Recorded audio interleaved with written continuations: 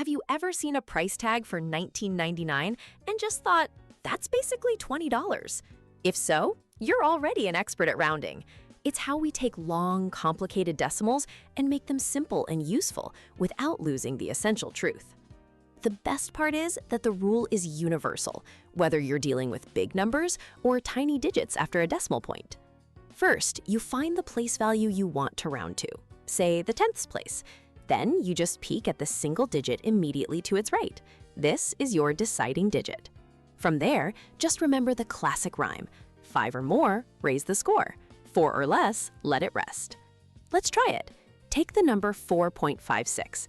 We want to round to the nearest tenth, which is the 5. The deciding digit to its right is 6. Since that's 5 or more, we raise the score. The 5 becomes a 6, and we get 4.6. We simply drop the rest.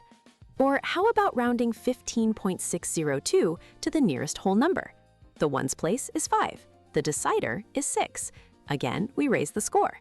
The answer is 16. Sometimes we need more precision, like in science. The number pi, 3.14159, goes on forever.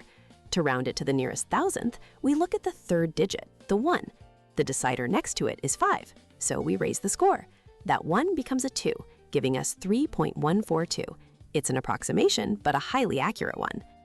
If you ever feel unsure, just picture a number line. Rounding is simply asking, which side is the number closer to? Is 0.124 closer to 0.12 or 0.13? It's closer to 0.12. And for numbers that are exactly halfway, like 0.75, by universal convention, we always round up. It's the official tiebreaker. Rounding isn't a trick. It's a powerful tool for estimation and clarity, turning messy numbers into meaningful information.